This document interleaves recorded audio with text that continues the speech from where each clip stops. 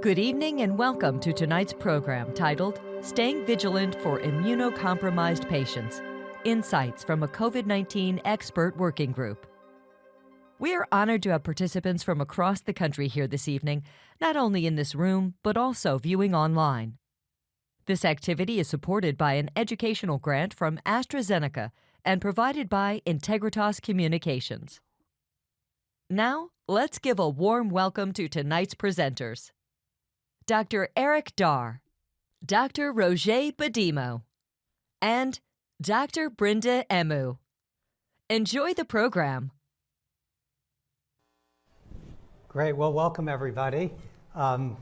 People are still coming in. Enjoy your dinner. We're going to spend the next couple of hours talking a little bit about COVID and immunocompromised patients in the current era. It's really a pleasure to be here with my colleagues today. I'm Eric Daar. I'm the chief of the Division of HIV Medicine at Harbor UCLA and a professor at the Geffen School of Medicine at UCLA. Roger, introduce. I'm Roger Bedimo. I'm the chief of ID at the VA North Texas and professor of medicine at UT Southwestern Medical Center. Brinda. Hi, I'm Brinda Emu. I'm associate professor at Yale University School of Medicine and faculty on infectious disease there. Wonderful. Well, thank you. And so this is called Staying Vigilant for Immunocompromised Patients, Insights from a COVID-19 Expert Working Group. These are our disclosures. Now we're going to go ahead and start talking a little bit about some key topics in this area of interest. And within that, we'll have some discussion points along the way. So we're going to start with burdens of being immunocompromised in the era of COVID-19. So first we have to define who we think of as being immunocompromised in the COVID-19 pandemic. And obviously there are lots of ways this can be defined. This is data that's been derived from the CDC, and it really represents groups of individuals that are considered to be sufficiently immunocompromised that it might make a difference as far as their risk for progression of SARS-CoV-2 infection and COVID-19. So they include things like active treatment for solid tumors and hematologic malignancies associated with poor response to COVID vaccines regardless of their current treatment status, receipt of solid organ transplant or islet cell transplants and taking immunosuppressive therapy, receipt of CAR T cells or stem cell transplant within 2 years of transplantation or taking immunosuppressive therapy, moderate or severe primary immune deficiency, advanced HIV infection and untreated HIV infection, regardless of CD4 count, and active treatment with high-dose corticosteroids, alkylating agents, and other drugs that are listed here, with particular emphasis, I think, on B-cell depleting agents, since we know how important the host humoral immune response is to combating SARS-CoV-2 infection and progression. So these are particularly challenging drugs for our patients. I guess my last 5 months of chemo, my wife couldn't come with me because of the pandemic. That was disappointing because you like a bit of support when you're in there. It would have been nice to have her in there. I have stayed home most of the time during the pandemic. When I do go out, I wear gloves and a mask. I come home and wash my hands. I go out only if I have to. I was pretty fearful of dying at the beginning of the pandemic. I think that's the bottom line. I had a couple of days where it definitely linked back into when I was first diagnosed with cancer. And the fear level was similar, and I had a little bit of what I call a meltdown. I've always done best exercising in a group setting, and we lost access to that as well. So it was quite hard to keep up that motivation and that sort of exercise while we were locked down because of COVID. It's very frustrating, because we've got a beautiful big family. They just didn't self-isolate, ever. Even when they were supposed to, because it's family, we love each other, we can't spread COVID. They did tell me there was an online cancer support group during the pandemic that was very minimal. There's minimal placings, so to try and get a spot was difficult. All of them are booked out. That's how important the support groups are to us, it's that important. My doctor said my platelet count wasn't too low, so I felt okay around a small group of people if we were outside. I wore a mask whenever I was inside, even though most people weren't concerned about COVID at all. You know, these are the kinds of testimonials I think a lot of us heard about during the pandemic, especially earlier on. And now as things have improved with a lot of natural infection, a lot of vaccinated individuals, we're seeing less severe disease. But we do have this population, which is really the topic of discussion for us tonight, that's focusing on this group that continue to be at high risk. And in many ways are feeling somewhat left out from the advantages that those of us who feel protected have, and that they continue to be concerned about perhaps poor responses to vaccination and disease progression in the event they should get infected. So there's reason to believe this is an extremely important group, albeit relatively small compared to what we had at the beginning. There's pretty good evidence that about 3% of the US population are immunocompromised, based on any one of these variety of factors that we've already started talking about. We know they're at increased risk for inadequate response to vaccination, but we don't have any really good tools to help us understand who has or hasn't responded well and who does or does not have to continue to be concerned about developing severe disease. And then we have immunocompromised patients who are recognized, like some of the people in the testimonials, that they're different and they are worried about getting severely ill. There are issues about potentially prolonged infection and even shedding that may have impact on issues related to transmission, obviously worried about becoming hospitalized, and we know that they have low titers of antibodies to some of the older variants because of lack of response to immunization, but also even more concerned with the emerging new variants.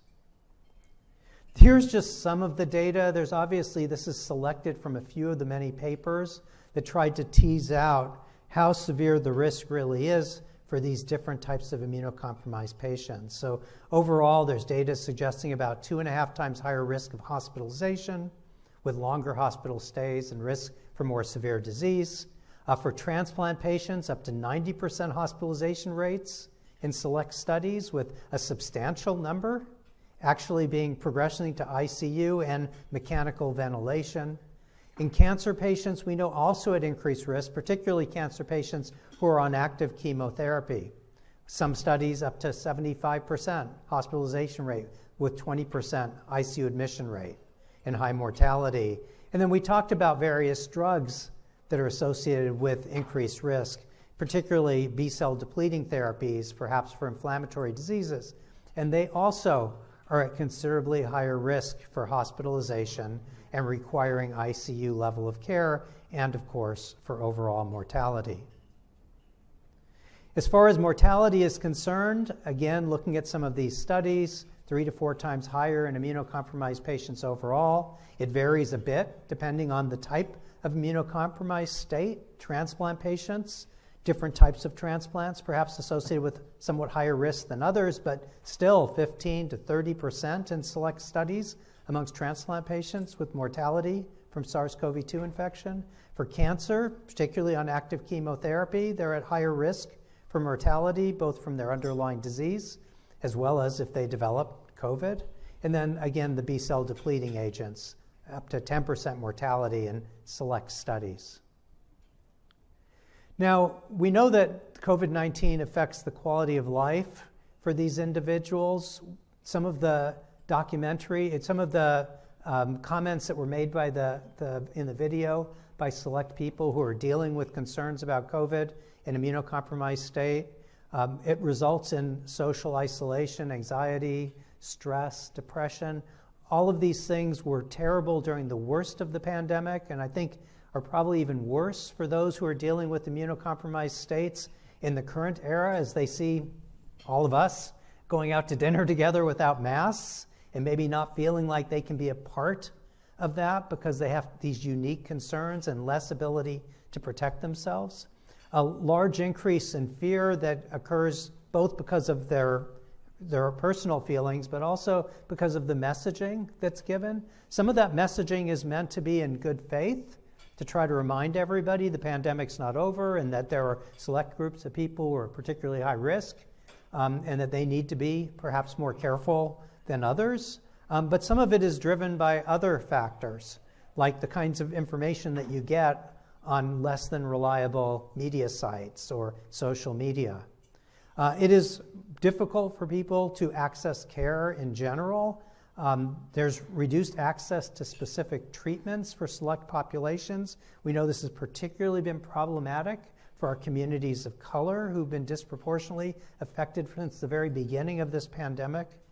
And then for people who are waiting for stem cells, these kinds of things were delayed or not occurring because of COVID, or other medical conditions that needed to be addressed were delayed or not occurring because of COVID, and people are concerned about traveling if they need to go to other sites more remote to get more specialized care. So one of the things that we've all dealt with, I think everybody in this room appreciates it, and certainly we have, is the medical misinformation and mistrust that has emerged and also resulted in a lot of inequities during the course of the pandemic, and this continues to be true. We know that a lot of this information is perpetuated on social media and select news organizations. Unfortunately, this disease has been so highly politicized, and it continues to be. Some of this has resulted in vaccine hesitancy or resistance. This was a huge hurdle for all of us in our practices, try to convince our patients and convince people in the community of the potential value and protection associated with vaccinations. And this is true, even though we may remind our immunocompromised patients, they may not derive the same extent of protection. We want to be careful that we don't mix message and that they know that vaccination is still an important tool that may result in some benefit for all individuals, and we don't really know who they are. So it's really important that we continue to provide educational materials, refer people to reputable sources, engage our other colleagues, other specialists perhaps. People who are immunosuppressed are often being cared for by people other than their general primary care provider. They're being seen by rheumatologists and oncologists. Pharmacists on a regular basis are often trusted individuals in the community as part of their care plan. So we need to really try to engage all of those people in addressing any concerns or misinformation that our patients are dealing with as they're trying to make the best decision possible for themselves and their family. And then, again, other things that we can do. We talk about more global strategies, such as fact-checking social media posts or community engagement. And that's all been so controversial through all of this. So this issue of patient education, there are reasons to believe that we've not been as successful with this as we'd like to think we've been, and that everybody's busy. Patients don't always share with us their concerns, and we don't always take the time to share with them what our concerns are, or what we think is most important for them. So this was from a clinician survey, and basically they showed that many immunocompromised patients had issues like COVID fatigue, medical mistrust, lack of understanding of their risk, and so on, didn't know enough about potential therapeutics and vaccine strategies.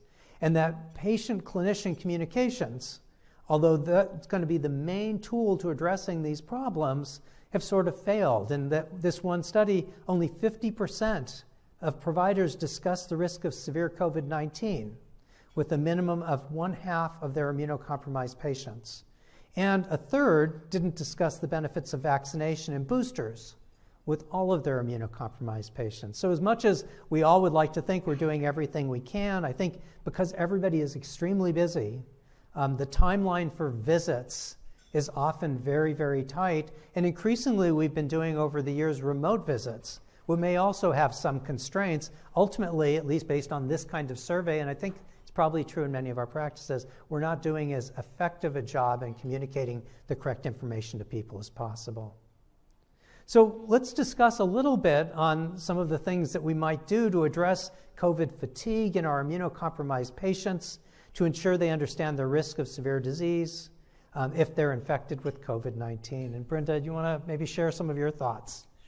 Sure. So I think Eric, you hit on, I think, one of the major issues in terms of with immunocompromised patients where there's sort of a mixed messaging, and there's certainly COVID fatigue, as all of us have COVID fatigue, but this additional knowledge and sense that I am particularly vulnerable to this infection but everyone else has moved on and no one else is taking it as seriously or have the level of fear that I have. And I think as a provider sort of trying to address the fatigue plus the true risk is, a balance. What I've started to do as the epidemic has evolved is have a discussion about the importance of COVID, which still exists for immunocompromised patients, but put it in the context of their risk to different types of infections, and to not pull out COVID necessarily as the one that we really need to focus on, the way that we may have needed to focus on a year or 2 years ago, but to talk about the type of therapy they're getting and that they may be at risk for bacterial infections or fungal infections. And there's respiratory viruses, including COVID, which hasn't gone away, and influenza and RSV, and just not to sort of pull out COVID unnecessarily or disproportionately, not to minimize it, because it's still there, and I think, but to talk about it in context of these other infections that I've found to be less fear generating when you have that discussion. Very timely with being in the midst of the respiratory viral infection season, and with those three in particular, and all the excitement about new vaccine for RSV. So we've got a new seasonal vaccine essentially for COVID. We have the RSV, we have influenza. So there's a lot of opportunities to do that. The other thing is, I think engaging the family is really helpful, because obviously if they're isolated, the family is the one group that can continue to keep them engaged. And also the family, we want to make sure they're doing everything they can to protect themselves so that they can protect their family member. Roger, any additional thoughts? No, I totally agree with Brinda. We have to strike the right balance between not trivializing COVID, but also demystifying it.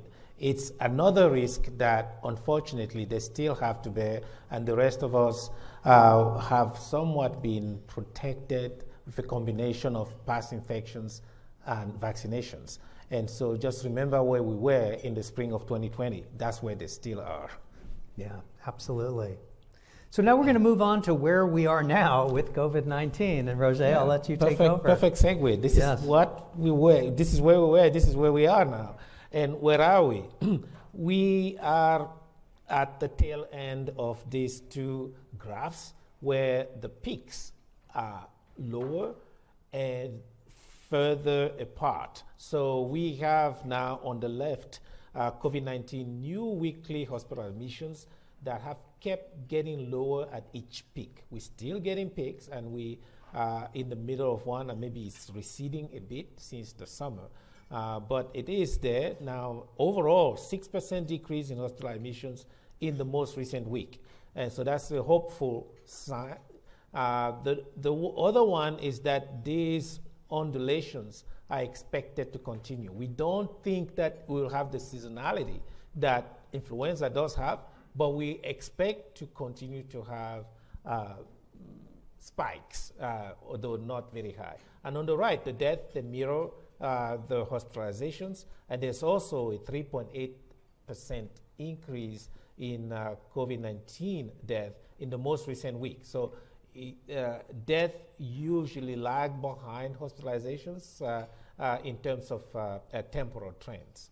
So, and this is another change from where we were in 2020, 2021, and even in the first part of 2022, is that in the past, if I had shown you these graphs, histograms on the left, you would have seen that most of the bar is a single color, in that the variants used to replace each other. And now they're co-circulating. You see the bar has multiple colors of various length, in that we are experiencing what we call convergence, in that we no longer have a single dominant variant. We have a swarm of them. And this is the way of the future. Apparently, you see so many variants co-circulating. And this is what I meant. We started with this original strain, and then a couple of variants. And then at any given time, we had 2, maybe 3, but now we have a number of them. We highlighted 2 that are now dominant, FL 1.5 5.1, and then EG5. So what we see here is that we have to look at why has that virus evolved like that, because it has stayed one step ahead of our preventive measures, and actually, sadly, some of the therapeutic measures that are variant specific, as we will deal with soon. So this is the predicted efficacy of an updated monovalent vaccine against the two dominant ones, the Pirola and the Iris subvariants. This is an updated monovalent booster for fall 2023 that targets XBB 1.5, and it was approved just last month and now recommended by the CDC. And I think it just hit the door at the pharmacy near you, so I encourage you to go find it there. And it's a monovalent vaccine that appears to be effective against BA.2.86. And as you can see, the vaccine was developed using what was circulating at the time, XBB, and you can see that by the time we have that vaccine, I'm supposed to point this there, well, it doesn't work so well. We already have other circulating variants, so we need to test that vaccine that we have now against what is circulating now. Thankfully, it's holding up pretty well. That monovalent vaccine appears to be protective against the BA.2.86, which is also called Pirola. I like people who name those variants, and which is growing in prevalence and contains over 30 mutations in the spike protein. And then the Iris, so EG5, is dominant in the US and has a few additional mutations over the XBB 1.5 and has increased transmissibility. If you remember 2 years ago, the WHO and the CDC had something called the variants of interest, variants of concern. They deal with whether the variant is more able to be transmissible than the previous one, or causes more severe disease than the previous one. And sometimes they do both, and sometimes they do only one of those to be able to propagate. So that new monovalent vaccine appears to be effective. This is a hopeful message for people who can respond to it. Unfortunately, not everybody can. And this is a group of people who might not. This is a range of COVID-19 vaccine response, immunocompromised people. The dots represent studies, and you can see where they fall in relationship to the vaccine efficacy and the healthy control. Now, we really hit the jackpot towards the end of 2020 because these vaccines are incredibly effective. And 95% is just about as good as it gets. Now, not everyone, unfortunately, benefits from that very high efficacy. And now you can see that the ones that tend to benefit the least or tend to respond the least are the organ transplant recipients. Thankfully, the most prevalent of these populations, the hemodialysis patients, tend to hold up relatively well in terms of vaccine response. Now let's focus on the solid organ transplant recipient. In one study, approximately 71% of liver and kidney recipients had either antibodies or T-cell response after 2 doses of monovalent vaccine. And so it's a little bit a predictor of the clinical response, antibody response, the 2 arms, antibody response and T-cell response. And approximately 25% of lung transplant recipients in another study had an antibody response after 2 doses of the monovalent vaccine, and the bivalent booster after 4 monovalent vaccine produced high neutralization titers against both wild type and Omicron subvariant in heart transplant patients. And the fourth study that I'll highlight here, which is just published a few months ago, the bivalent booster increased the prevalence, the percentage of kidney transplant recipients with above threshold neutralizing capacity against the XBB 1.5 from 52 to 76%. So we hope that that will also hold up in the Pirola and Ares vaccine. So in bold letters at the bottom, it is critical that we encourage our solid organ transplant recipients to have the most up-to-date COVID-19 vaccine. It's possible, it's almost expected that next year we will have to come up with another variant, another formulation Thankfully, the mRNA technology is much more nimble than others, so it will allow us to do that. Now, patients with current malignancies, cancer patients are frequently excluded from COVID-19 vaccine trials. And if you remember, sadly, in the beginning, so were people with HIV until activism forced people to include them. Lower overall COVID-19 vaccine response, particularly in patients with hematologic malignancies, and patients with hematologic malignancies are less likely to have humoral response, although they have cellular immune response. So humoral response is not all, so if you look at neutralizing antibodies, it may not be all that the person can mount as a response. So significantly lower vaccine response in patients receiving CAR T-cell therapy, salutary in many conditions, and the boosters are at least somewhat effective in patients with cancer, though not in the same degree as the general population. Again, in bold, encourage people with cancer to receive the most up-to-date COVID-19 vaccine. So again, I would like to just invite my co-presenters to see how are we discussing the benefits and limitations of the vaccine with your immunocompromised patients. Yeah, so Brinda, maybe tell us where you're at. And this was a wonderful overview of a complicated topic, and I think it speaks a lot to the uncertainty, but how important it is that we do the best we can to message. Yeah. Yeah, and I think the data is sort of speaks to how we discuss this. I think with our patients and it's really that the variability in the response even within those groups that you showed is striking. It's not at 95%, which where you'd like it to be for everyone, but there's a range there, and I think that the message to patients is get vaccinated. Because and get boosted, because the booster certainly increases your likelihood of developing that humoral response. You may never reach 95%, but you're going to get some benefit from vaccination. But I think it's also important to say that there are limitations, so that it's important to know that you're not at 95%, and there needs to be additional protections that need to be taken. That might include masking when you're in situations that are large groups or high-risk sort of exposures, to make sure that the people around you are vaccinated, so that you limit your risk. And the other thing that I always tell patients is, because not only for immunocompromised patients, but particularly for immunocompromised patients, because there's not 100% efficacy, it's important if you develop symptoms to get tested quickly, because we do have interventions, and it's important to make sure that we take those symptoms seriously. Yeah, I mean, I think that's a really important point, is that people need to get diagnosed early, right? We have treatments.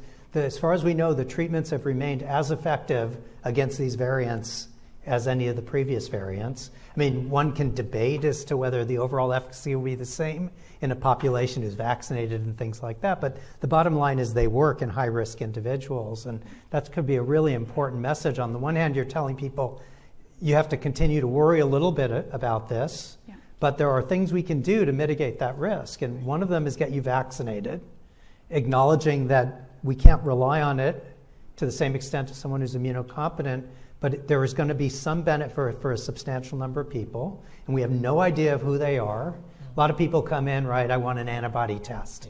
And I think, everybody has a different approach, but we need to discourage them from making big decisions based on that, if we did it at all, because we don't really know quantitatively at what titer we can say, yes, you have had a good response, so you are protected, versus what low titer isn't going to be protective, because we have cellular immune responses. So there's just we need to share this with them how much we don't know, and that's why the only thing they can do is err on the side of caution, get vaccinated. But I love the treatment idea, and that marry that uncertainty with, but you know what, we have therapeutics that work. And there's every reason to believe they're going to work in you, but the key is you need to get diagnosed early. And a lot of people aren't getting tested. Especially with the end of the public health emergency, testing rates have gone way down. And I really like those approaches. And finally, even 70% is not 95%, but it's still really good.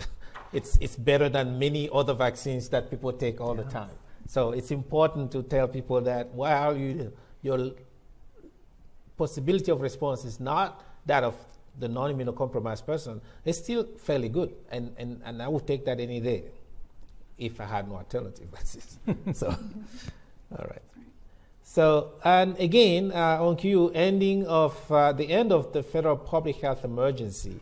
What does it mean for us? What does it mean for our patients? We did have a webcast once with the American College of Physicians, because it's really important for people to understand what that means. Does it mean the end of COVID? No, it doesn't mean the end of COVID. Does it mean the end of worrying about COVID? And what about these special populations? That is the object of our discussion tonight. Has everyone else moved on, and what about them? And so this is what it means. The federal public health emergency for COVID-19 was declared under Section 319 of the Public Health Service Act of January 2020. And that was renewed every 90 days since then until May 11 of this year. And the end of that meant that vaccines, tests, and treatments were free, covered under the PHE, and came from the federal supply. As those supplies run out, the coverage for the cost of those services and supplies will vary depending on your type of insurance. Welcome to the forest of insurance types and coverages, which is a scourge in our healthcare system, I must say. And this is what it means. And you need a PhD to navigate through this. But there are three things that you need to consider: that the cost of the vaccines, the cost of the testing, and the services that are needed to either get the vaccine or the test, as well as the treatment, will depend on whether the person is on Medicare, Medicaid, and CHIP, private insurance, as you can see in the table.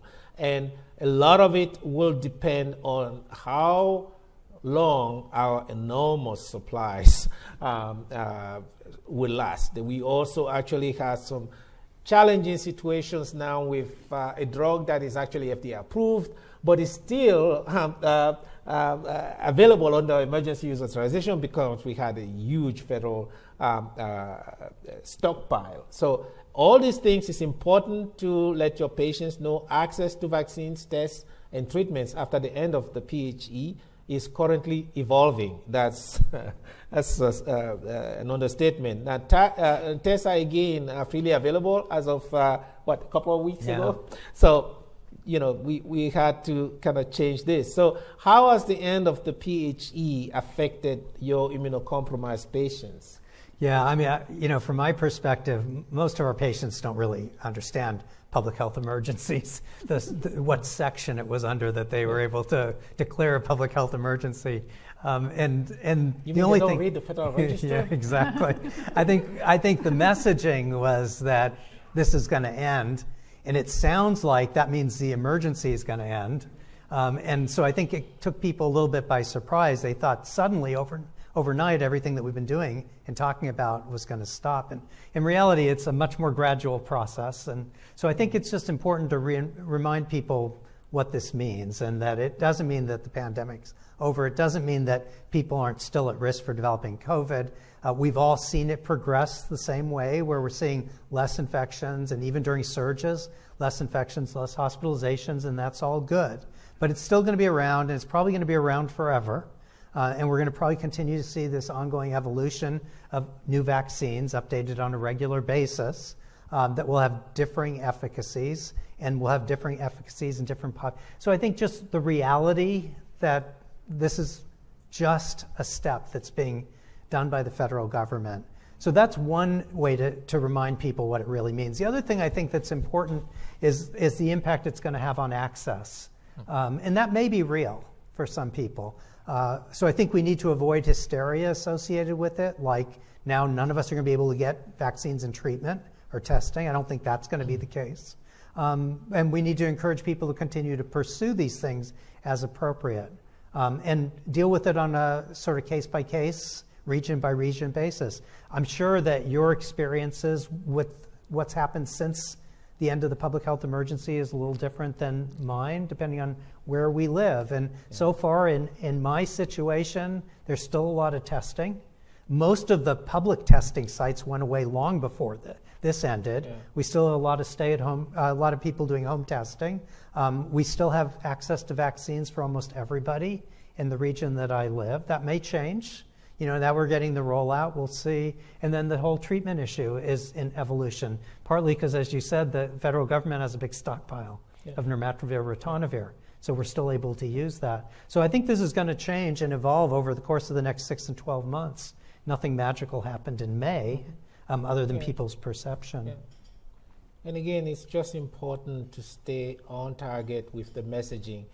This is leading to a lot of misunderstanding, and Lord knows we've had enough of that in 3 years. Yeah, no, I think the sort of scare that happened when this ended was, the messaging.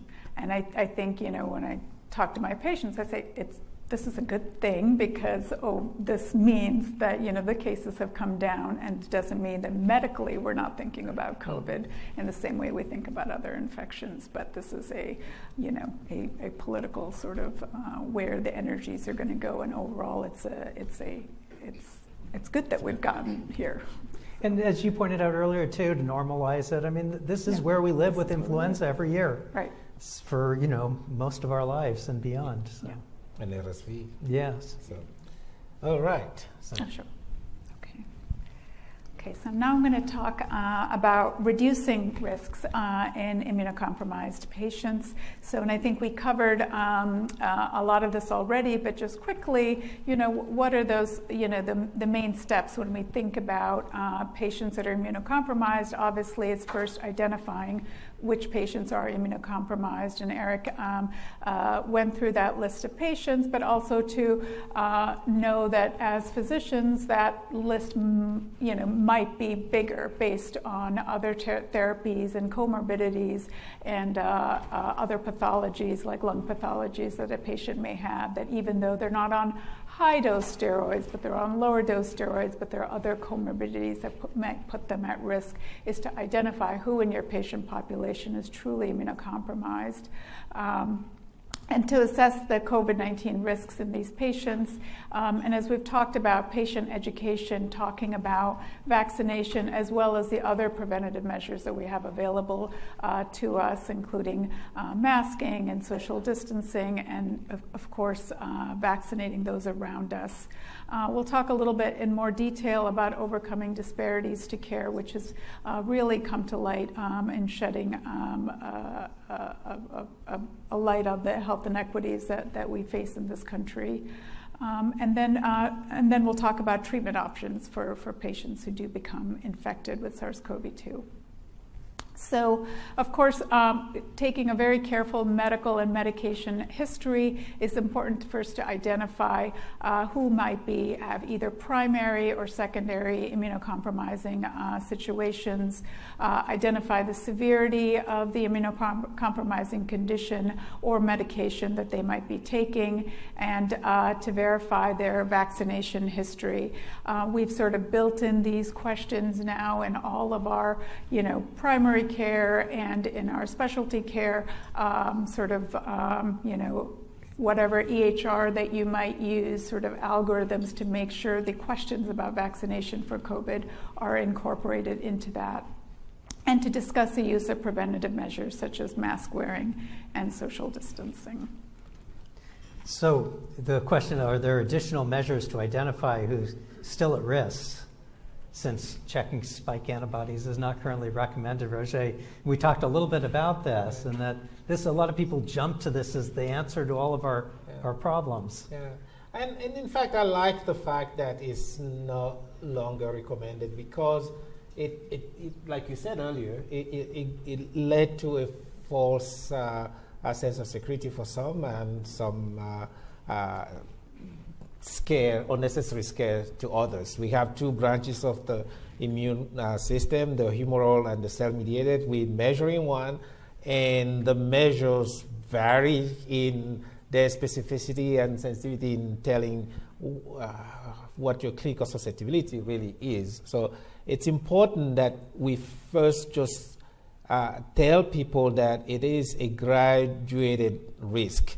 Age is a big risk factor, so are many others. Immunosuppression, like you saw the different types of immunosuppressive conditions that they actually have different impact on your responsiveness to the vaccine. So all that is important too. I know people don't like nuanced messages. They like, but we have to tell them that the situation is a little more nuanced than they would like it to be. And we risk losing credibility if we pretend it's anything but that. And We've already lost it. Yeah.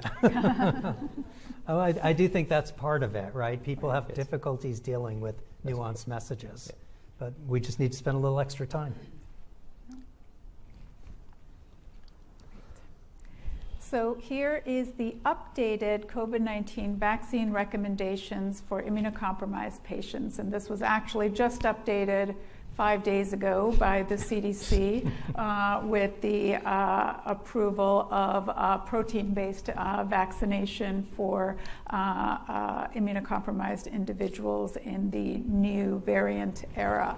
So this is also on the CDC website, and October 6th is the latest update. So for patients that are immunocompromised over the age of 12, there's additional tables for pediatric population as well. But over the age of 12, if a patient is unvaccinated, then it's recommended that they get 3 doses of an mRNA-based vaccine or 2 doses of a protein vaccine. If a patient has already been vaccinated with 1 or 2 doses of an mRNA vaccine, then they would either get 2 and 1 dose of an mRNA vaccine so that they end up with 3 doses, and the 3rd dose, the subsequent doses, would be the monovalent updated vaccine from the same manufacturer. If a patient has already had their 3 doses of an mRNA vaccine, they still get an updated dose with the monovalent mRNA vaccine. However, if they've received a vaccination schedule that includes an adenoviral-based vaccine or protein-based vaccine, with or without an mRNA-based vaccine, they can get an updated booster with either a protein or an mRNA vaccine. So if you're in these situations, I recommend that you go to the CDC website and pull up this table again, because A, it's changing, and there's just some subtleties that I don't try to keep to memory. But and there's another table for the non-immunocompromised. That's right. So that's right. There's so a lot to review. Yeah, so it's not identical to the non-immunocompromised. So I do recommend that you do that. When you do get a booster, the recommendation is to wait at least 2 months from the prior vaccine to get the new monovalent vaccine. Now, vaccination timing is one of the few areas where I think that I still get calls from as an ID consult in terms of when to vaccinate patients that are about to undergo chemotherapy or stem cell transplant or CAR T-cell therapy. So ideally, if you have the luxury of time, you don't always have that. Vaccination should occur 2 weeks before the initiation of chemotherapy. In a patient that's undergoing CAR T-cell therapy or stem cell transplant, the recommendations are to vaccinate 3 months after CAR T-cell therapy. And in someone undergoing intensive chemotherapy or for a hematologic malignancy is to wait until there is cell count recovery. I will also say in these settings, the question of revaccination comes up as well. And so particularly in patients that have received their vaccination series pre or during their CAR T-cell or stem cell transplantation, the recommendations are to restart that vaccination afterwards. For solid organ transplants, ideally you would vaccinate prior to transplant, at least 2 weeks prior to transplant, but if that window unfortunately is missed, to wait a month after transplant before vaccinating, knowing that even in that short window, though, there's going to be more immunocompromised, so the boosters become really critical. And in those that are initiating or resuming immunosuppressive therapies, again, 2 weeks before initiating them. There's one situation which is in B-cell depleting therapies for folks that are on them chronically for rheumatologic conditions. The recommendations are actually to vaccinate at least 4 weeks prior to the next dose of a B-cell depleting therapy. So these are patients that are having ongoing B-cell depleting therapy. So a lot of what we've talked about are some of the limitations of protective measures that we can, biologic measures that we can use for people who are immunosuppressed. And it brings us back to sort of where we started, an era prior to vaccines and post-exposure and pre-exposure prophylaxis. And this question about how do we discuss masking and social distancing with these patients it's a real challenge. It's a downer.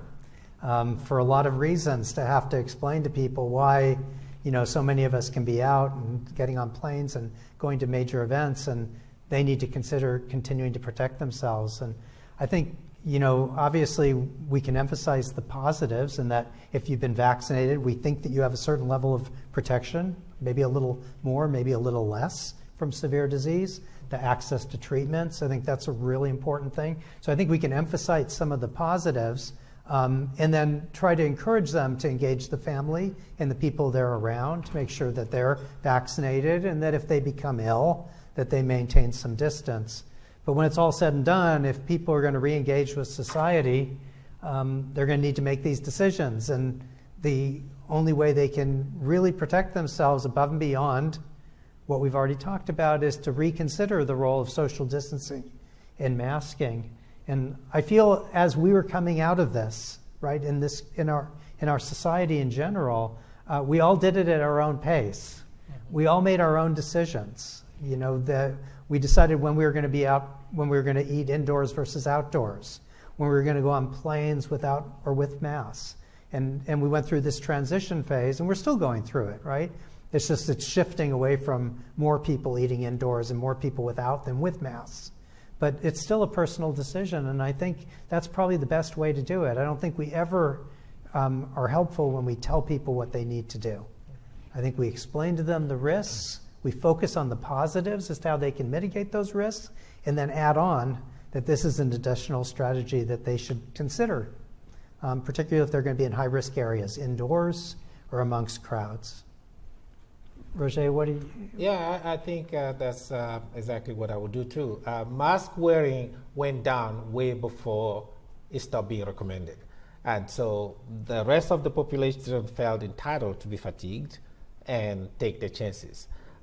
It's just a tricky messaging to those who are not as protected by past infections and vaccinations, that they have to continue. They don't have the luxury of being fatigued. And again, it's difficult, but it's true. Provide the information and help people and their families make the best decisions for themselves. Yeah. I think that's exactly how I would approach it as well, that you have all of these different parts of your armamentarium to fight the virus. One additional sort of thing that I'm very happy that the testing is free again, because I think that particularly as the holidays come around, that's a strategy that I think a lot of my immunocompromised patients have utilized, is when they do get visitors to sort of pre-test, it's not 100%, but it provides a little bit of extra protection perhaps. And some comfort, peace of mind. Yes. Yeah. So I think this is addressing disparities in care is something that has really been a major issue with the COVID-19 epidemic, and really has highlighted some of the inequities that the health inequities that we face, and the number of factors that contribute to disparities in outcomes and access are highlighted on this slide, but include socioeconomic issues, access to care, a disproportionate burden of comorbidities among some of our populations, certainly discrimination, unemployment and lack of insurance that goes along with that. I think we've already mentioned medical mistrust that is just growing in our society, and cultural pressures and poor health literacy. I think those sort of combined has led to a lot of misinformation and the ability to trust physicians. I think many of us experienced for the first time not being trusted and not having our advice listened to, which is was very unusual prior to the pandemic, combined with the lack of representation in clinical trials. One particular issue that has been shown in several studies is language as a barrier and obstacle to effective care. So non-native English speakers have reduced uptake of treatment for COVID-19, and in some segments decreased uptake of vaccination as well. So it's important that verbal communication is a very important aspect of care, and of course breaking down those language barriers is critical. Many clinics have since ensured that they have an interpreter, either live or virtual, to improve patient clinical communication as opposed to just on the telephone, and professional interpreters have been found to be useful in some studies, but actually not all, and we have this discussion actually a lot about whether family interpreters versus professional interpreters, which is actually more helpful, but I think it's a case-by-case basis, but really important that you have an interpreter in the room when you're having these discussions. These are some of the data. This is just a representative of many studies that have looked at this, and unfortunately sort of consistently shown. So on the left at the bar graphs, the bar graphs you can see compared to white population in America, that across the different races and ethnicities, that there's a decreased uptake of the use of oral antivirals across different races and in Hispanic patients compared to non-Hispanic patients. On the right-hand side in the table, you can see similar data that looked across multiple different antiviral agents and the uptake in the white population versus Asian, Alaskan, and Native Hawaiian populations, Asian, Hispanic, and other ethnicities, that particularly for monoclonal antibodies and for nirmatrelvir, that there is increased uptake of these agents in the white and Asian population. So highlighting the disparities and the need for physicians to ensure that we have more equitable access. This was an MMWR report, and they looked at access to oral antivirals in areas of high social vulnerability. And they divided social vulnerability by zip code based largely on income denomination. And you can see on the left-hand graph the number of providers in these particular areas over a 6-month period between December of 2021 to May of 2022. And it's actually heartening to see that across all of the zip codes that there is an increased number of providers that are able to prescribe antivirals. And in fact, the largest number of providers are among the zip codes that have the highest social vulnerability. However, soberingly on the right-hand side, you can see despite having the highest number of providers, the patients in the areas with the highest social vulnerability had the lowest number of prescriptions for antivirals that were provided. So there's still a long way to go. This report didn't go into details about whether it was testing, prescriptions, or acceptability by patients that resulted in these differences, but clearly the differences across the groups are evident. Some strategies that we've probably all sort of taken on to reach underserved populations, I think as Eric mentioned earlier, is to involve the community and community-based organizations where there's much more trust about medical care and medical advice, and to involve those organizations as messengers to discuss vaccine hesitancy and treatment hesitancy. To develop a literacy level with educational materials that are culturally appropriate, to improve knowledge among clinicians about disparities. I think that is really an important factor, and especially I found seeing this data from my own institution was always particularly striking. So I think looking for local data and showing the clinicians, where the disparities exist so that you can adequately resource those inequities. And to address the challenges that for COVID and for many clinical conditions, social determinants of health, food and housing insecurity, substance use, and unemployment remain a big barrier to access to care. So now I'm going to shift to treating COVID-19 in immunocompromised patients with a focus today on mild and moderate COVID-19. These are the current NIH treatment guidelines, and there's 3 antivirals that are found in the guidelines, with nirmatrelvir and with ritonavir as a boost, and remdesivir being preferred therapies. The indication for these therapies are mild to moderate COVID-19, for nirmatrelvir for patients over the age of 12, from remdesivir for patients over 28 days of age. So with nirmatrelvir, you dose for mild to moderate COVID within 5 days of symptom onset. There is a dose adjustment for impaired renal function, but if your GFR is less than 30, nirmatrelvir is not recommended, nor is it recommended in decompensated liver disease.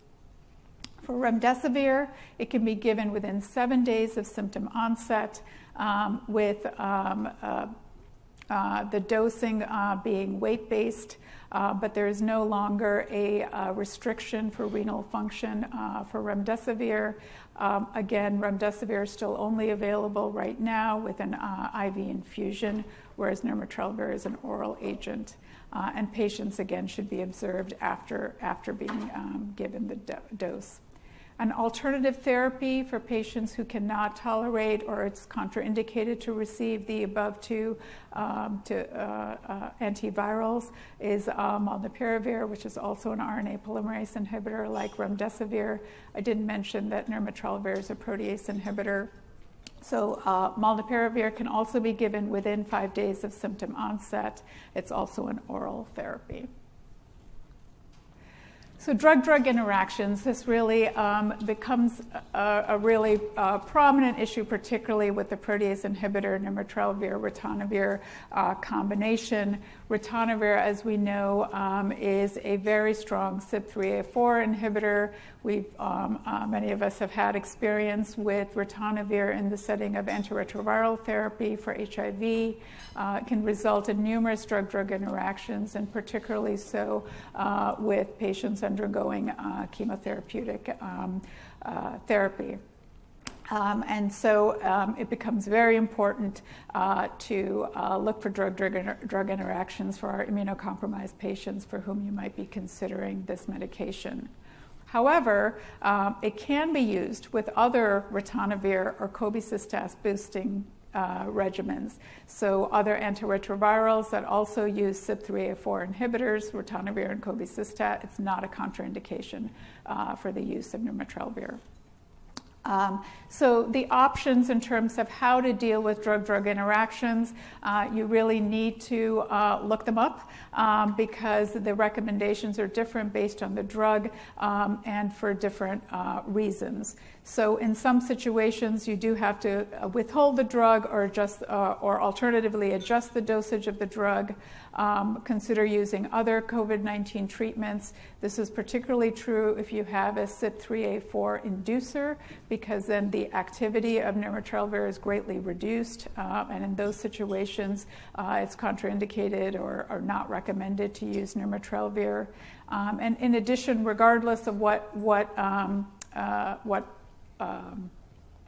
you end up doing with the con meds, it becomes really important to also monitor for side effects, because though we have predictable PK, we know there's always a range in how quickly a patient can metabolize drugs.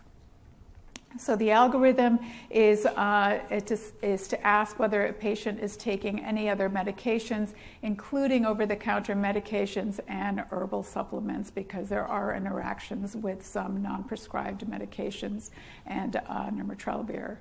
Do these medications have potential interactions?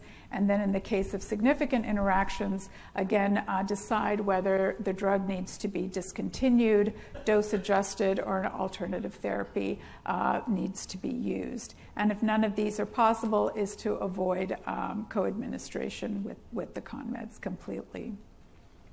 When you do end up dosing with a drug that can be used with nirmatrelvir, that withholding or adjusting dosage needs to be done during the entire duration that you're treating with nirmatrelvir, and then an additional 2 to 3 days after the last dose of the drug. That being said, that needs to be kept in mind if you have individuals in whom that you think there may be protracted or decreased metabolism of the drug. In patients with, that are older, for example, you might want to withhold restarting the con med for longer than 2 to 3 days, and this is a situation that you would consult with your friendly neighborhood pharmacist to make sure that that's done. So these are just selected medications that have drug-drug interactions. Those that you want to prescribe an alternative antiviral include phenobarbital, rifampin, voclosporin, clopidogrel, sildenafil, tacrolimus, St. John's wort. Some of those that you might want to temporarily withhold. I don't think I need to go through all of these, but certainly some of the chemotherapeutic agents where you want to stop the drug, that includes docetaxel, and then other drugs where you want to adjust the dose of the drug. But I do strongly recommend using the Liverpool COVID-19 drug-drug interactions website. It's a site where you can put in the antiviral that you're considering using, as well as all of the medications that your patient might be on, and gives you very clear guidance in terms of whether to dose adjust or avoid the two drugs altogether. The NIH guidelines also gives a list of medications that are contraindicated, and also a list of medications that are safe to use, which is always reassuring. So I do like to double check with the NIH guidelines as well. Before going on to that, one consideration is extended dosing of nirmatrelvir, so that these guidelines on the NIH only refer to a 5-day dosing of nirmatrelvir. In some situations, you may end up extending that dose to 10 days. And in those situations, there's actually a difference in terms of drug-drug interactions, because not only is CYP3A4 inhibition occur, but there's also CYP2C9, and with longer dosing, the inhibition of CYP2C9 may create additional drug-drug interactions. So when you go on to the Liverpool drug-drug interaction tracker, you can actually select short course or treatment, which is important to do because you will see a difference. And then convalescent plasma. We heard a lot about this earlier in the epidemic, before a lot of our antivirals got approved. It was largely tested in immunocompromised individuals.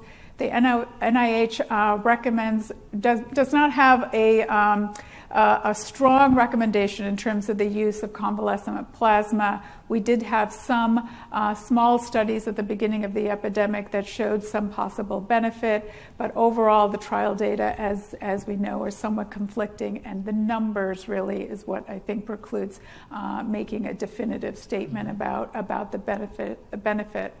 But meta-analyses did show some decreased risk, reduced risk of mortality in patients that did have convalescent plasma usage. The importance here is that if you're going to use convalescent plasma, it should ideally be from donors who are recently infected, given the variability and the variants that we're seeing and the neutralizing ability between the earlier variants versus the most recent circulating variants. So the risk of viral shedding or prolonged COVID-19 in immunocompromised patients is something that we get called on more recently. And there is evidence that immunocompromised patients do shed longer. If you look at culture versus subgenomic RNA versus genomic RNA, there's definitely increased viral shedding in patients that are immunocompromised, going from the 11 days to about 18 to 21 days. And in some situations, we've seen even up to 4 weeks, depending on the type of immunocompromising situations in terms of viral shedding. Vaccination does significantly shorten viral shedding, but unfortunately, COVID-19 treatment does not seem to affect the duration of virus shedding. The issues that really come up for patients, particularly immunocompromised patients, is what this means for their therapies, for their cancer chemotherapy, their transplant immunosuppressive therapy, and how long to hold those therapies if a patient continues to shed. And this is a question that is not fully answered by the data, and I think really needs to be a conversation with the oncology and transplant providers in terms of the risk-benefit for the patient. Of course, if the patient is symptomatic, it's a different calculation than if this is asymptomatic viral shedding. So this is the data that I was referring to, talking about the clearance of SARS-CoV-2 in immunocompromised patients. So a median of 4 weeks of viable virus shedding, a median of 5 weeks of subgenomic RNA shedding, and in terms of genomic RNA, the median time wasn't reached. But this really compares to about 11 days in the non-immunocompromised individuals. So there's definitely prolonged viral shedding in these patients.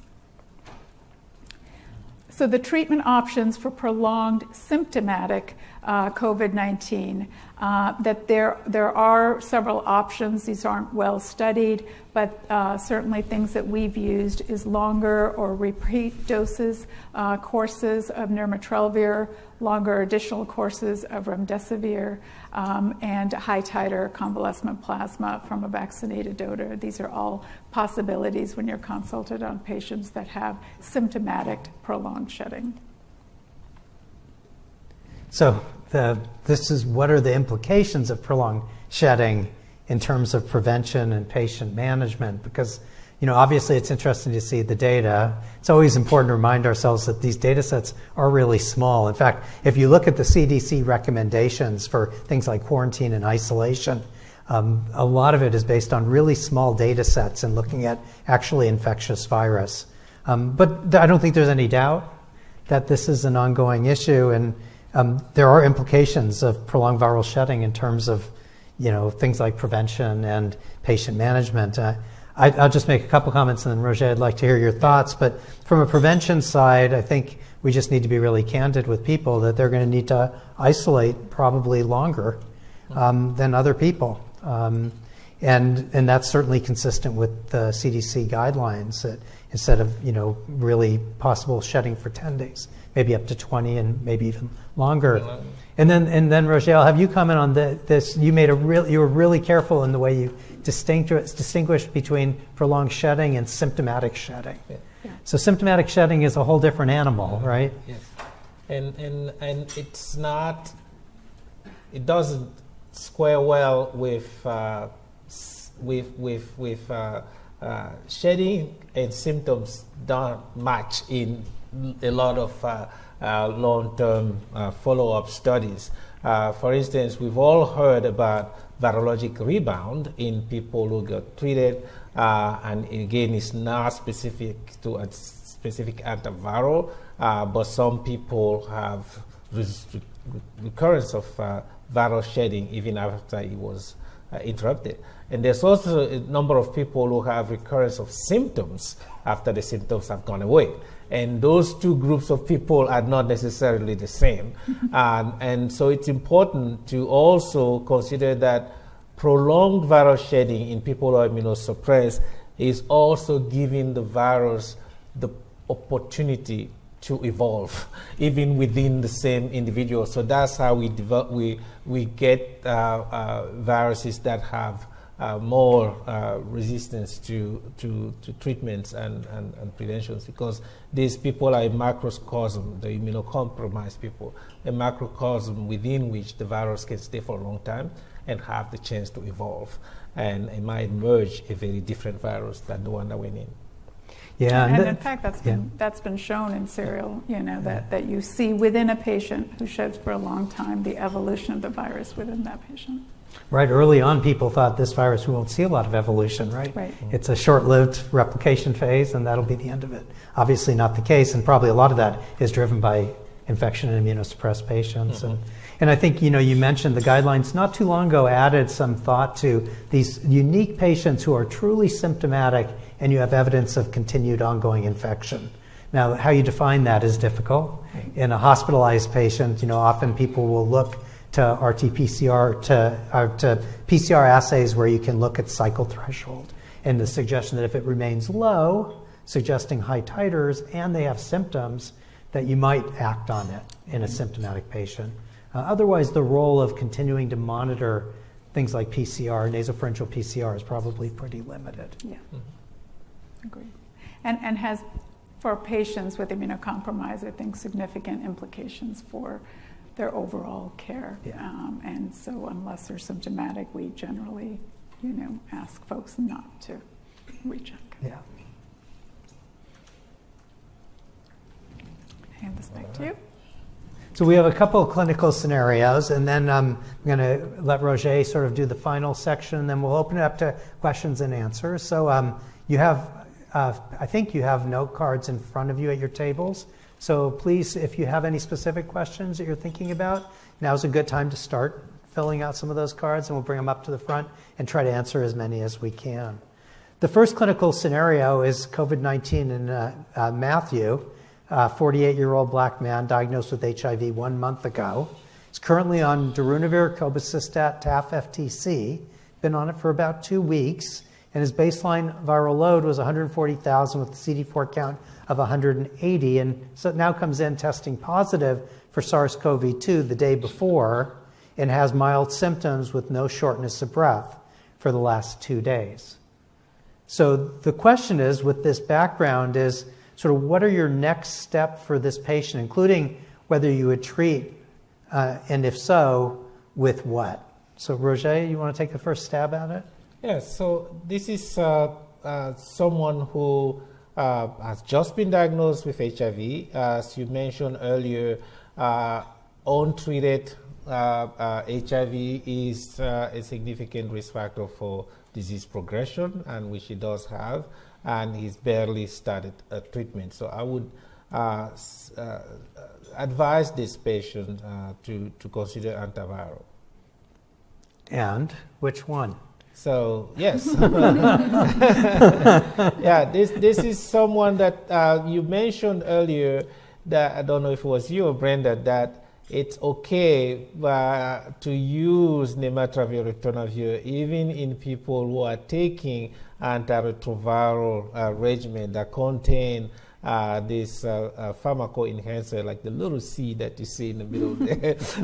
And so it's important to say that this is not an exclusion for them. We mentioned 2 antivirals in that we consider preferred, nirmatrelvir ritonavir and remdesivir. And the third one only in people in whom we cannot really use either of these 2. And we've got a number of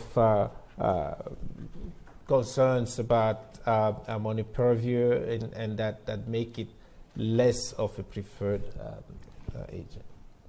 Yeah, so I mean, like you say, the preferred options are usually nirmatrelvir, ritonavir, or remdesivir, and I think by default most people will go to the oral agent first if they can.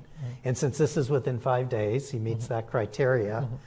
As you pointed out, he's at high risk. So that would probably be our first option, and since we know we can use it with antiretrovirals with boosters, that's great. One of the questions that comes up commonly is, well, do I need to still give the ritonavir with nirmatrelvir if they're already on a booster? And I think the short answer is, who knows? But the recommendations are to just give it. So you give the standard dose of both your drugs, your antiretroviral with the booster and your 5 days of nirmatrelvir with the booster. And that would probably be the preferred option for him.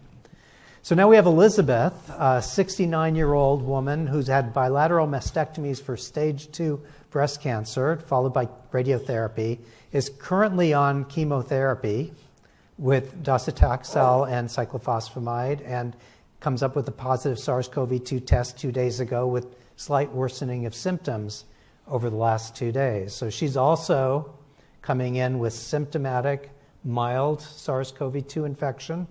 And the questions that we have to ask is, one, is she at risk to justify treatment? And if so, what treatment might we give? Brinda, you want to take the first shot? Sure. So I would go to the Liverpool DDI tracker. But I do think that for cyclophosphamide, that there is a use with caution sort of situation, but it can be used without dose adjustment for a 5-day course. For docetaxel, there is a recommendation to use another agent, meaning not nirmatrelvir, because of the interaction. Though there's a little bit of discrepancy between sites on that, because I have seen that. So I think in this patient, I think I would probably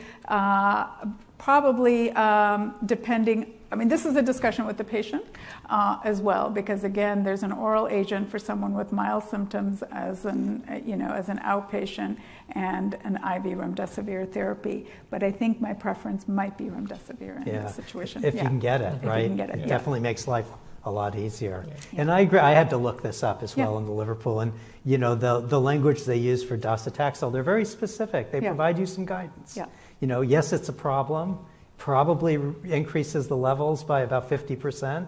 That you can consider reducing the dose or perhaps discontinuing temporarily. But again, a decision you would make both in collaboration between your Liverpool website and your local oncologist, probably. That's right. That's right.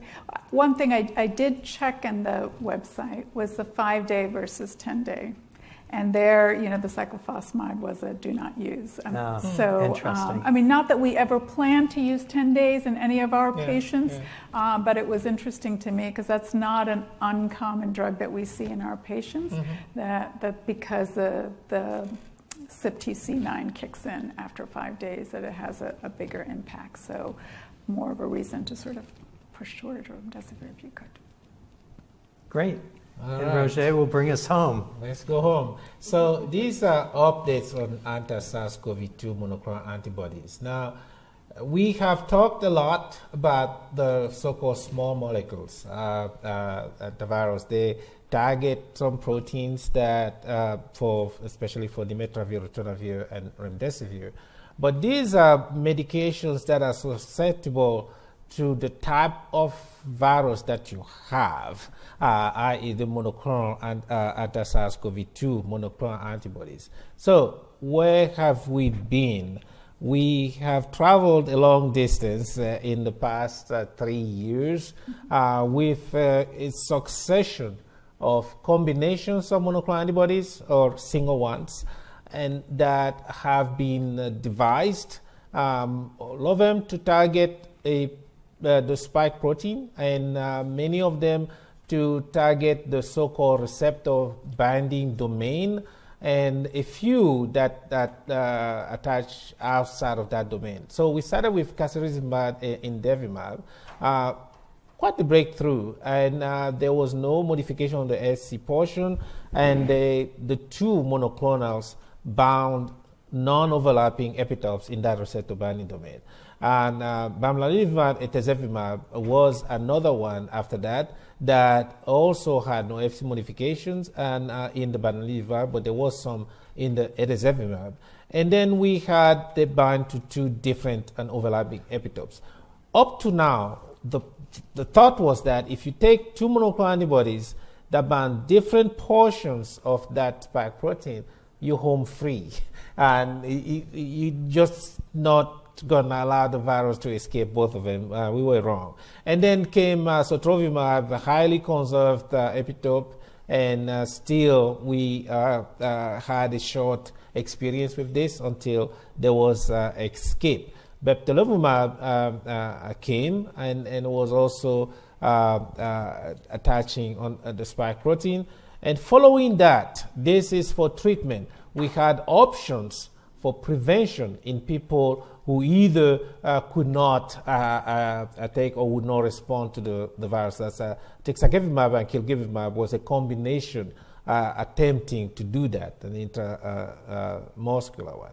And you can see here we have a sobering trajectory in the past 3 years from EUA transition of these monoclonal antibodies that I just talked about, or combinations thereof, in green, and the discontinuation in red, to the point where in the beginning of this year, there was none that remained recommended for either treatment or prevention. So again, what's in bold, that bottom is a euphemism in that the distribution of this anti-monoclonal antibody was paused or restricted in different regions of the HHS because of the popping up of variants or subvariants that escaped the protection. So, and however, the book is not closed yet on monoclonal antibodies. The search continues. Anti-SARS monoclonal antibody for prevention. The last one I've mentioned was kilgevimab. That was had increased antibody binding in solid organ transplant recipients, and that is important. And then the vaccine strain neutralization inhibition increased to up to 100% in a group of solid organ transplant in this study after that combination. And up to that, BA2 neutralization had increased. So we're not talking 100% in that last bullet, but this is still very good in terms of protective efficacy. These monoclonal antibodies have also been used in the past as post-exposure prophylaxis in two different settings, one in households and on the left, and the other one is in nursing homes and places where you have vulnerable people. This was a sobering sight in 2020 because the bulk of mortality was in nursing homes. They were captive, they were vulnerable for many other reasons, and they were exposed to each other. So these levels of reduction in incidence of COVID in people who are either have been exposed within 4 days or so to their household contacts or in a nursing home was a great benefit for these monoclonal antibodies, and hopefully soon for the next ones that would still work. And this is a summary of the use of these monoclonal antibodies, we just talked about prevention, this is treatment, you will see a remarkable similarity in this protective efficacy here, 70 to 80%. Of many of these options, except for bebtelovimab, because it wasn't really tested. It just used antibody response as a proof that it will work just as well as others. And real-world experience showed that that was probably true. So they were all very efficacious when that lasted, and then the going got tougher. And so, like you see in the previous slide, that all of them were now no longer effective due to the mutations, evolution of the virus. But the book is not closed. Now we visit a few studies that looked at new ones. So novel anti-SARS-CoV-2 monoclonal antibody for long COVID. Now, we talked about use of monoclonal antibodies in prevention, use of monoclonal antibodies in treatment, and now we're going to look at use of monoclonal antibodies in prevention or management of post-acute sequelae. And I think that very soon we will need to redefine the goals of care for COVID. The large majority, if not all of the studies done thus far, have been to look at how drug X will prevent you from getting sick or dying within 30 days of coming in contact with the virus. But we all know that a lot happens after those 30 days. And this is post-acute sequelae. So this is a phase 2 study, Outsmart, very aptly named, of 30 adults whose long COVID is due to infections in the older up to XBB, I believe, August of last year, and was administered once at IV versus placebo. And the primary outcome is looking at the score, PROMIS 29, from baseline at 3 months post-infusion. And this is VYD 222, based on adintrevimab, an investigational anti-SARS-CoV-2 monoclonal antibodies. Likely effective against the variants that we are circulating now. Phase 1 trial of single escalating dose to evaluate safety and tolerability in healthy individuals. 30 participants, 8 received that monoclonal and then 2 received placebo per arm. So previous discussions with the FDA about requirements for filing, including using serum neutralizing titers as a correlate for protection.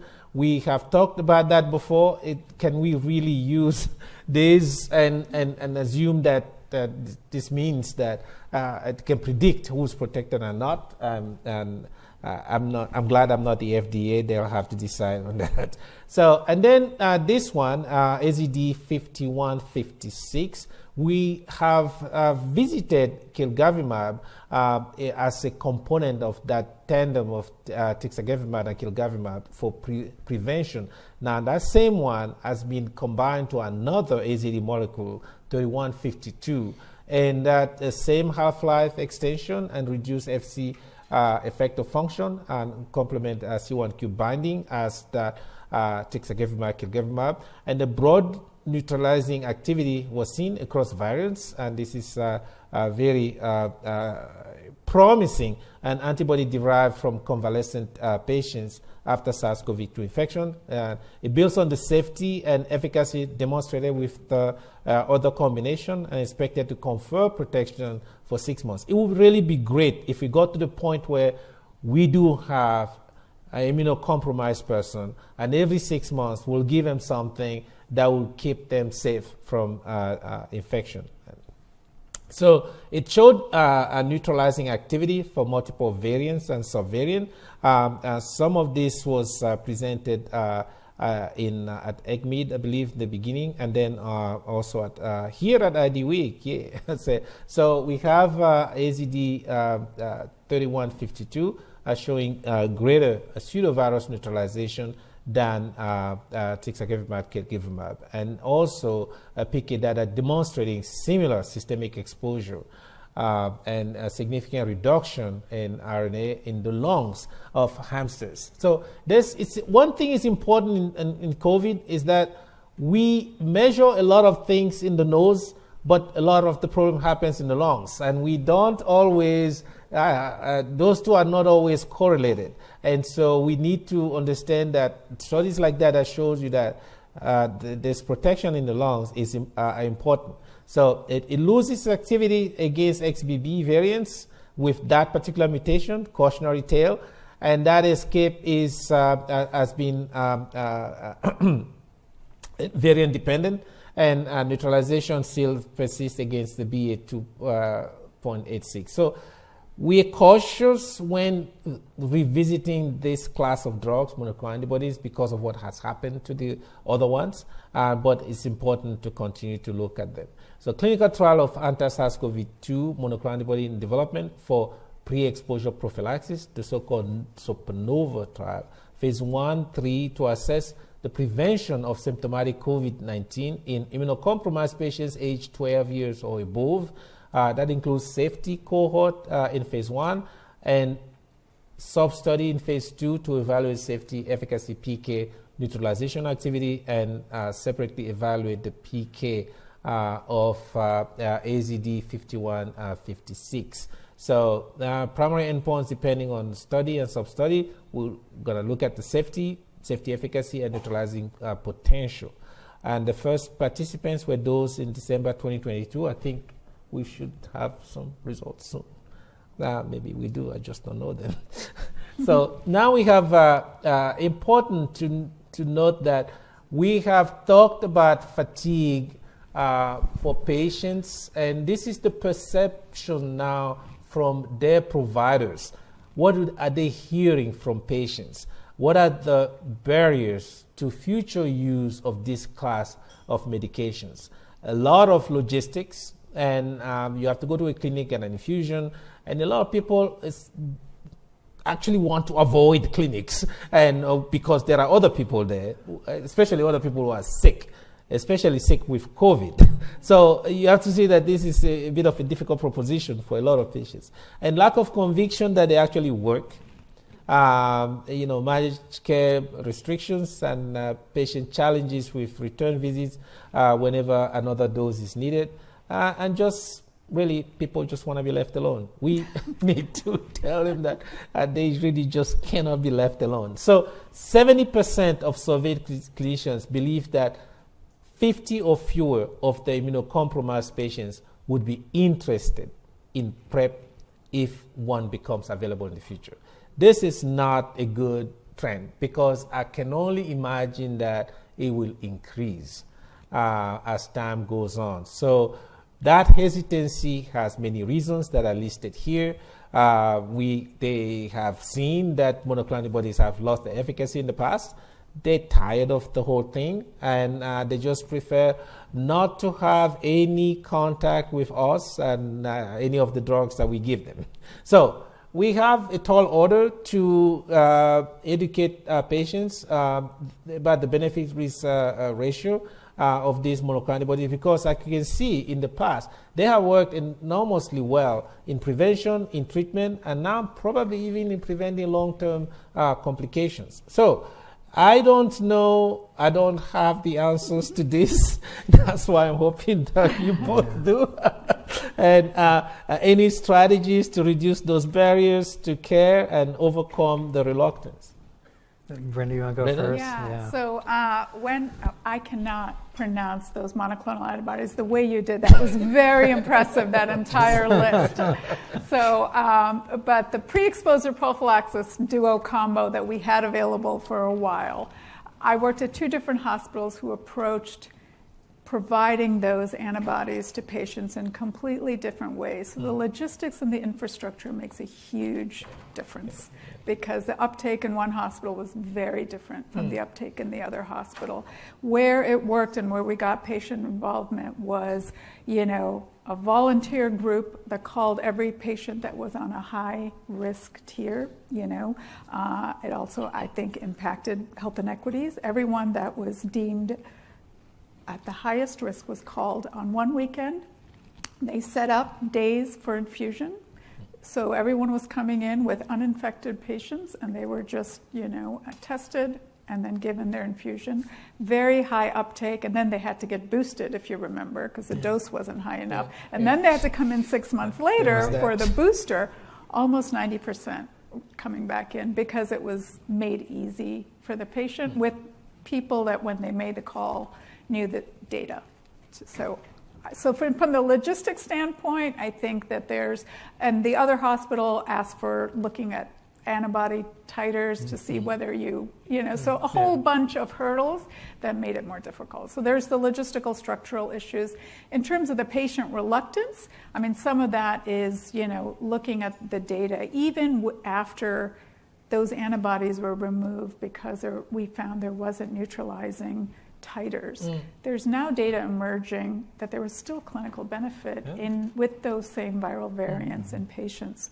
So I think a pre-exposure prophylaxis in patients on B-cell depleting therapies makes some of the most sense that we have for our patient population. And I think it's really important that we don't necessarily not use antibodies based on these neutralizing antibody titers that we've shown again and again and again don't necessarily correlate. So I think to sort of educate ourselves with that data, I think will help us get our patients over the hump as well. And also just to come back to, the benefits and limitations of vaccinations, I think when we have that discussion with our patients about limitations, this could potentially be another area where we could sort of offset the limitations of vaccination. Empowering for these people who are continuing to have to deal with uncertainty around whether they're protected from previous infection or vaccination. At least they can do something. And there's every reason to believe that it's going to work. Nothing's 100%, but it will reduce their risks. And the biggest challenge we faced was the logistics. And I feel like, the sad part is we went through all of that. We actually came up with a system that worked reasonably well, not great, and then it all ended. And if a new product comes along for an infusion for PrEP, we're going to have to start over. But it'll be worth it, I think, for the people who are at the highest risk. The past 3 years have been nothing if not humbling. That's the bottom line. So, all right. Looks like so briefly, before we do questions, so if you have any notes on your cards, and I know we have some coming up, the new Omicron subvariants continue to emerge. That includes the XBB ones that are in the new vaccine.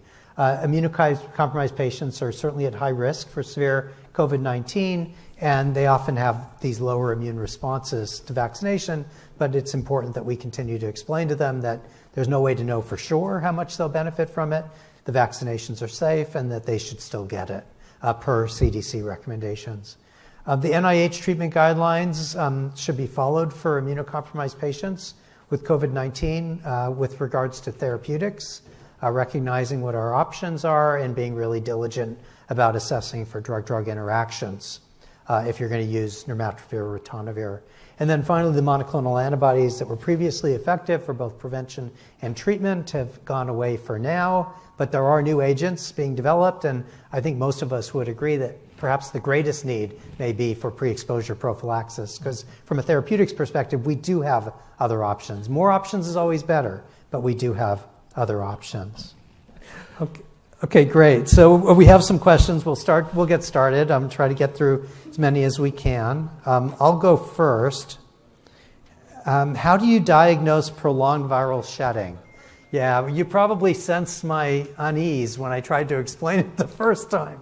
It continues to be a problem. I do think that probably prolonged shedding in clinical practice is not something we should be looking for in asymptomatic people. I think we need to use standard guidelines because there are no absolutes for duration of isolation for immunocompetent people, immunocompromised people. And I think the real big group, and it's a group that we probably mostly see in the hospital setting, are these people who have persistent symptoms.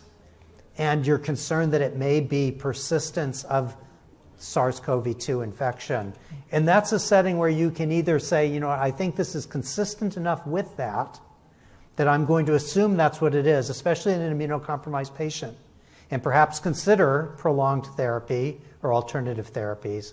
Or if you have access to CT levels, you can look at that from a PCR test and see if it's still low. And if the cycle threshold number is still low, less than 30 perhaps, pick a number.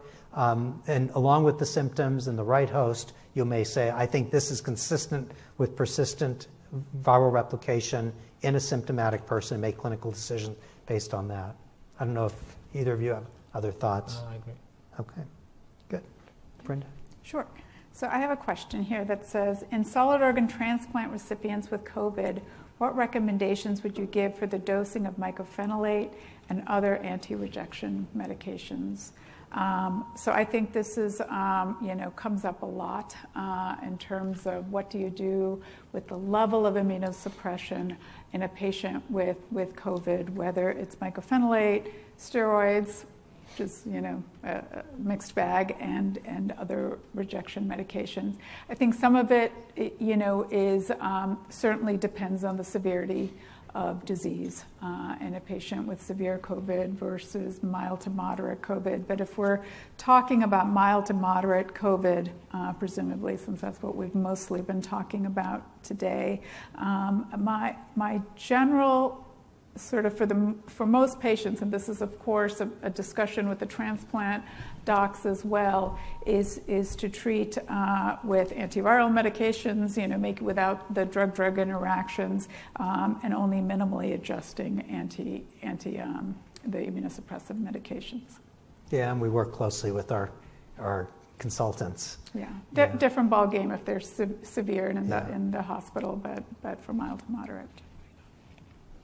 Great. Here's a quick one, but I think it comes up a lot, is, are home tests still sensitive to the most recent subvariants? And this has been something people have been looking at and worried about for a while. I think for the most part, the data suggests that we can still rely on them.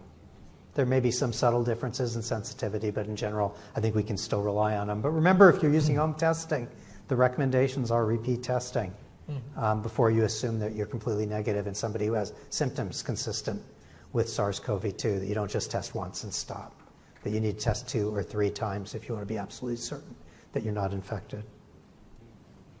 Yeah. First, I must thank the writer of this question because I can read it.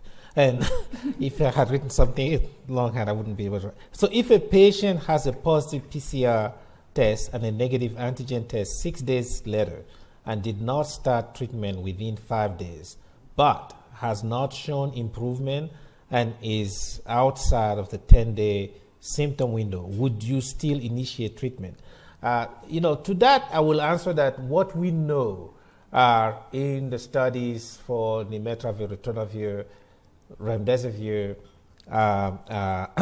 molnupiravir, and actually one that we did not discuss much here, ensitrelvir, those 5 days are what was studied in terms of efficacy. And the last one, ensitrelvir, they actually have comparison between those who initiated within 3 days and within 5 days.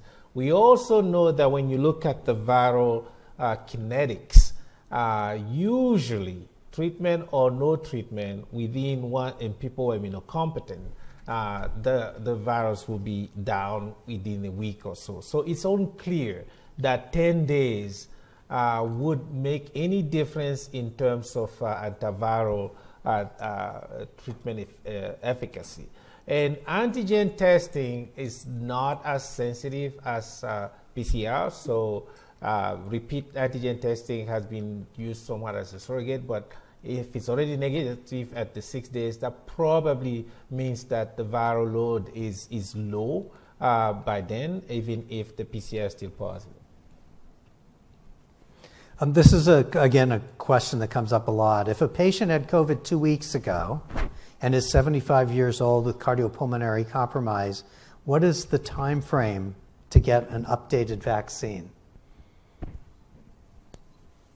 So, I mean, in general, originally the recommendations were when we needed to get everybody vaccinated, as soon as the person was no longer considered infectious and could safely come to clinic. I think now the recommendation is to delay it at least 2 months.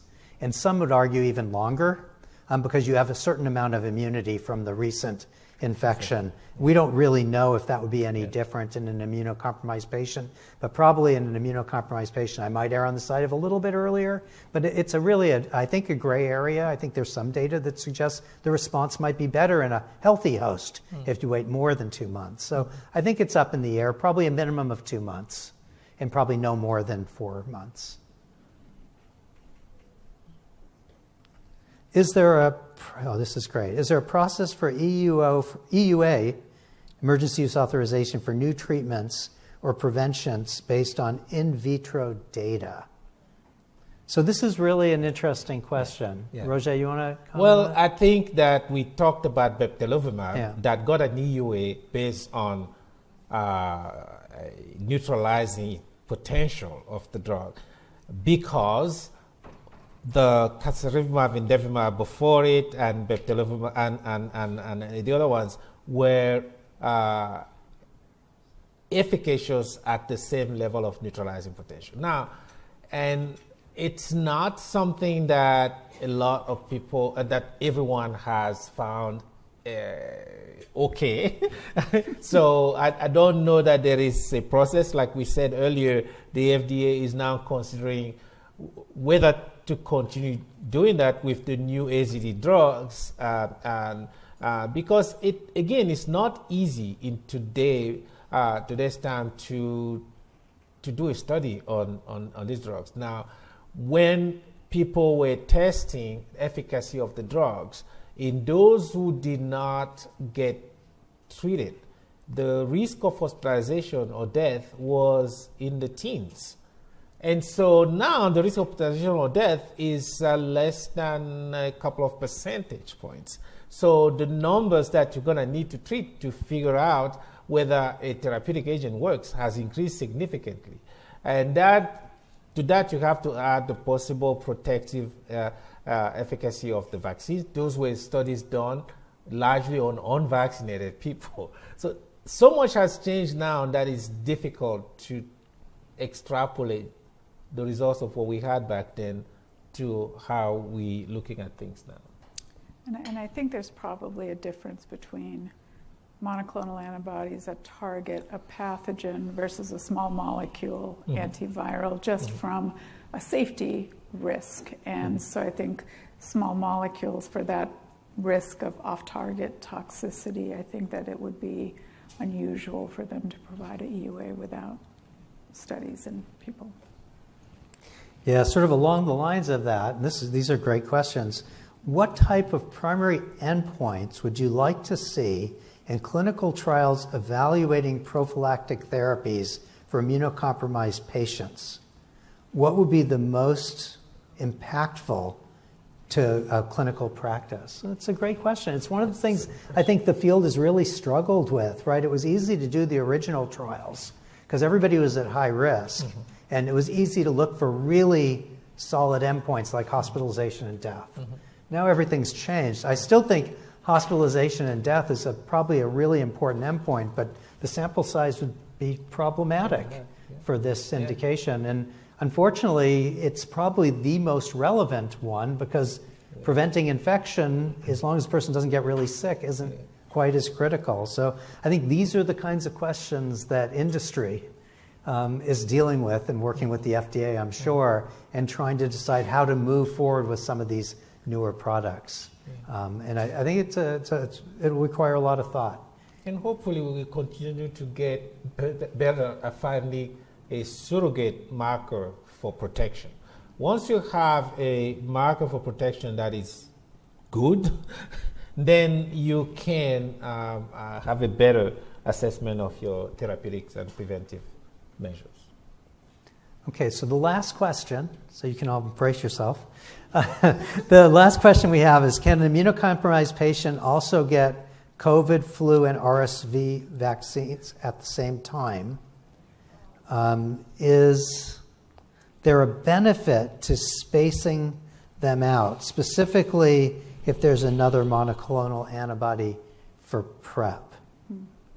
So the second part is easier than the first part, I think. Yeah. I think there's clear guidelines about the presence of a monoclonal antibody and vaccination and the time difference that you need, because if you have a prep monoclonal and vaccinate afterwards, you basically are negating the antigenic potential of that vaccine. But in terms of the vaccines being given concurrently, I don't know that the recommendations are different in the setting of immunocompromised versus immunocompetent individuals. And I think the recommendation is get them when you can get them. And so it is okay to do them concurrently in order to. I don't know about RSV on top of COVID and influenza. Yeah. They're asking us to separate those and RSV, but because COVID there's at least some data suggesting less of a response, I think. But COVID and flu you can do COVID together. and flu together. For sure. Right. And then RSV later. Yeah.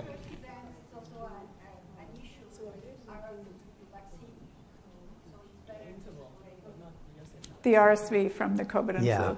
Yes, that's right. Yeah. Yeah. For the other two, it's just concerns about misreading reactogenicity. So if somebody reacts to the vaccine, is it an infection or is it something else? So when you give a vaccine, a substantial proportion of people will react, sometimes with fever, and it's a good thing, we tell them, because it shows that the immune system has been challenged. And but if you give two at the same time, it may be confusing for that purpose. But RSV is the exception because of the reasons that people mentioned. Well, I want to thank my co-panelists and thank all of you and anybody who's watching in virtual land. We know it's a long day, especially for people who started sessions at 7 or 8. Here we are at 9, but we really appreciate you coming out. Hope you found this to be useful, and I hope you enjoy the rest of the meeting. Thank you. Thank you.